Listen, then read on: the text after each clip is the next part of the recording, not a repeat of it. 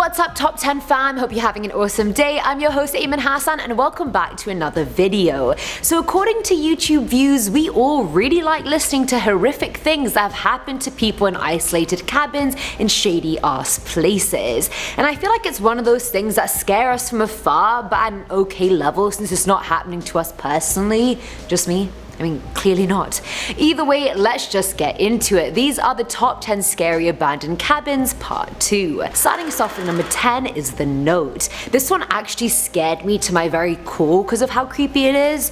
I may be exaggerating, but it was scary. Shared by Redditor Killer Orange Cat, he said he's a very high up executive in a big business, so he's pretty much stressed all the time. In the few weeks he has off every year, he likes going out to cabins and just being isolated, catch up on some reading, you know how it goes.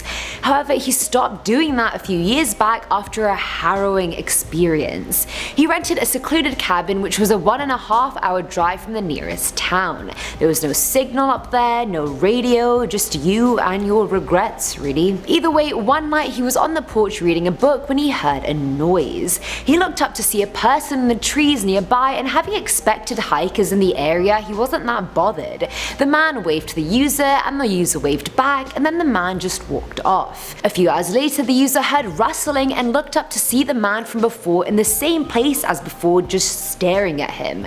This time he didn't wave or anything, he just creepily stared for a bit too long and then left again. Weirded out, the user went inside the cabin and locked the front door, and by 10 PM that night, he started hearing noises in the driveway. The user got a flashlight and went out to see some movements in the bushes and sort of ran back inside the cabin and locked the door. He went to bed and during the night got up to pee and then went back to bed. When he finally woke up, he went into the living room and realized number 1, the front door was unlocked and open, and number 2, there was a note taped to the front door. It said, "You might want to keep a light on, you walked right past me for your piss break." He packed up his things 30 minutes later and was out like a light. And hence the user never again went on these stress relieving getaways, because let's face it, nothing about that story was stress relieving. I am stress induced. Coming in at number 9 is Blue Mountain. Back in 2013, 14-year-old Dylan Dakota Eastley was staying in a hunting cabin in Granite, Washington with his foster dad Michael Piet, his uncle Kenneth, and a few other men. On the night of October 2nd, police were called to the cabin and found the bodies of both older men full of gunshot wounds. Dylan was accused of the murders, but according to his testimony, both men stepped out to pee and Dylan saw what he thought were wolf eyes in the darkness and then got a gun and started firing. Which, hello, is such a bad cover-up, like at least think of something more convincing than that. The shots that killed his uncle weren't even fired towards the woods, they were fired back into the cabin. The third man ran to the truck mid-shooting and decided to get help. Now Dylan at this point escaped from the cabin but accidentally shot himself in the leg, and so another man from the hunting party found him and duct taped him to a chair. The boy ended up confessing, and his uncle's wife went on to say had Dylan got his way, he would have probably shot everyone in the cabin. He has no remorse. Dylan, who had a history of mental problems and had been abused as a kid, apparently reached his breaking point at the cabin despite the foster family taking very good care of him. Honestly, I don't know what could have gotten into a 14-year-old boy's head to possess him to murder 2 people. And then he shot himself in the leg by accident. You're so young and so dumb. I feel bad for the kid because he ruined his life, but I also know I shouldn't, and I don't, but I do. And no, he's a killer. Cold-hearted killer. At number 8 we have The Ghost Cabin. So this story was shared by an anonymous person who said this happened to her when she was around 11 years old. Now back then she lived with her grandparents in a house surrounded by a lot of woods. She used to take walks into the woods all the time since she visited her grandparents every summer and was quite used to the area. Now one day while she was on her usual path, she walked a bit further than usual, so by that point it started getting quite dark outside. She decided to make her way back but somehow got lost. She couldn't recognize any of her surroundings, and the more she tried to venture, the more lost she became. She eventually came upon a dirt path and started following it, hoping it would lead her out of the forest. Out of the forest it did not lead, instead it took her to an old cabin she'd never seen before. It was withered, overgrown with weeds, it was like the world was trying to forget about it. She knocked to see if anyone was in there, which she knew would be useless before she even did it. She went in and walked into a small bedroom which looked like it hadn't been used for years. The more she explored, the more she felt she was being watched everywhere she went. She reckoned she'd sleep there overnight and try and find her way back home when the sun came up. Either way, she fell asleep and woke up to the sound of a door slamming and someone walking through the house. The door to the bedroom opened and she saw this insanely tall figure who laughed this disgusting shrill sounding laugh, and then the figure vanished into the walls. Thinking she was royally screwed, she got up and ran towards the door and heard this loud breathing sound coming towards her, and then she passed out. She woke up in the middle of the woods and made her way home somehow. She assumed her grandparents would have been worried sick looking for her, but turns out she hadn't even been gone for 1 hour. The girl told them about what happened and they went pale and silent and convinced her she was just dreaming, and then they never mentioned it again. I feel like this is one of those glitch in the Matrix stories, like how did it become nightfall, yet not even an hour had passed? Something's not adding up.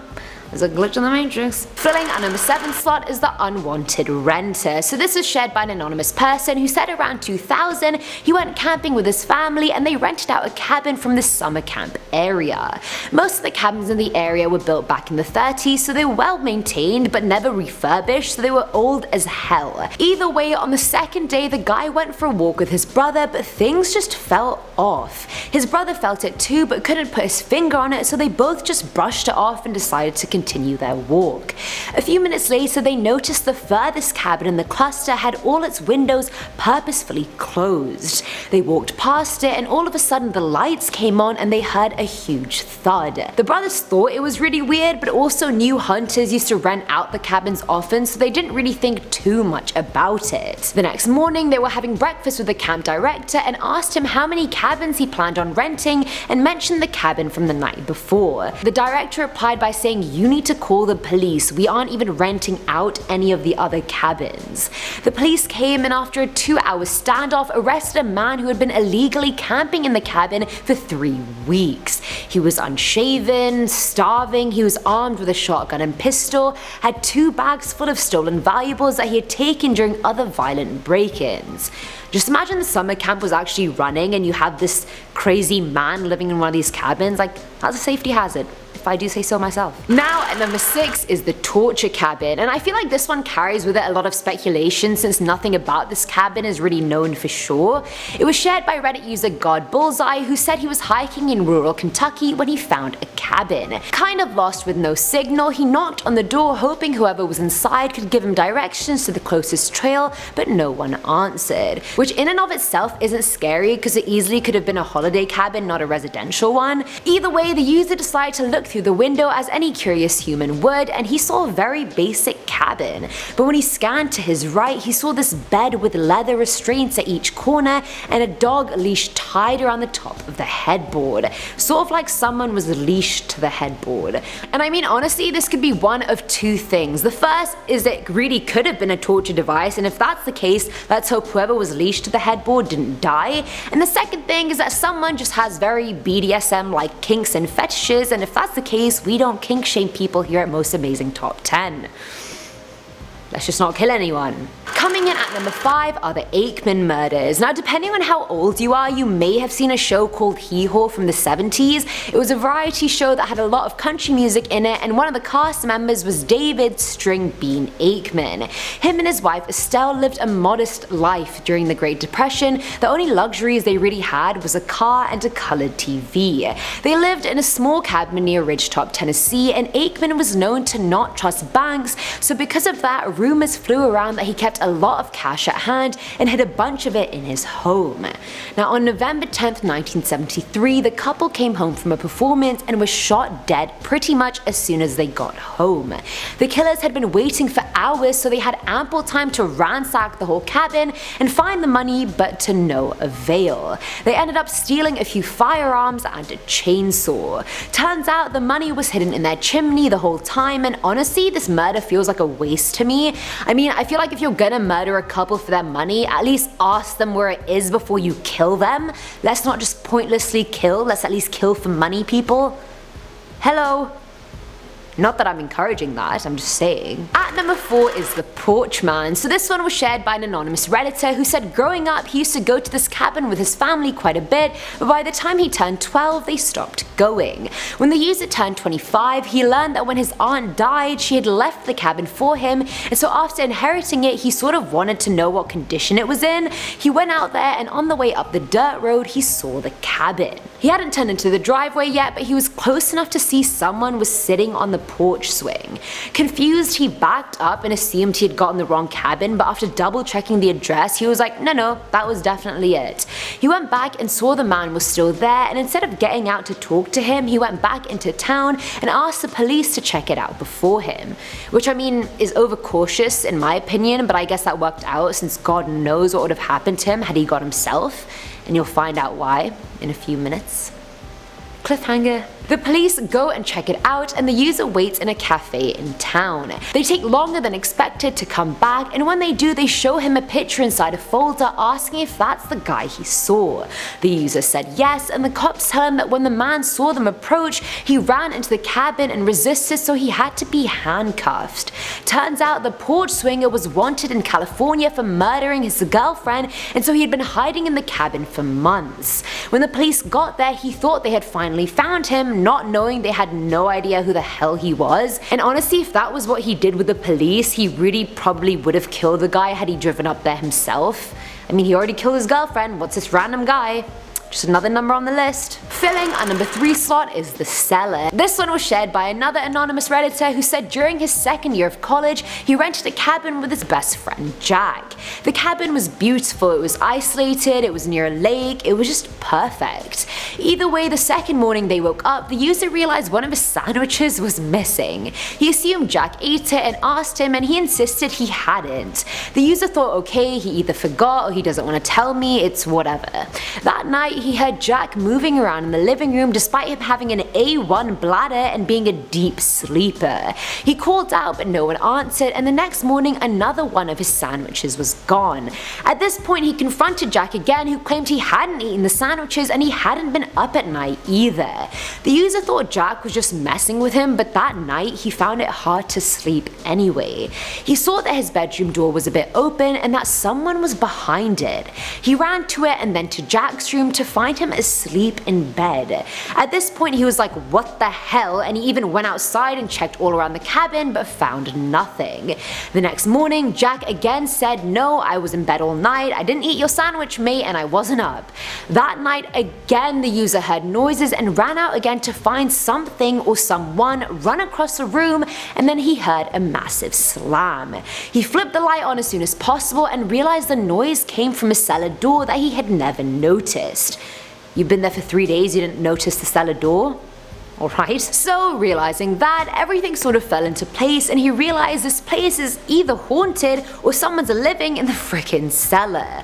The next day they called the police, who went into the cellar and produced a very sickly, skinny woman. She had apparently been stealing food from whoever came to stay there and had schizophrenia. She'd been in and out of psych wards her whole life and went back to one very quickly after she was caught. Now at number 2 are the Brooks murders. Paul and Margaret Brooks had been married for 50 plus years and had a bunch of children and grandchildren. I don't know why I started with that, it's a bit irrelevant, but you know, it's a cute story.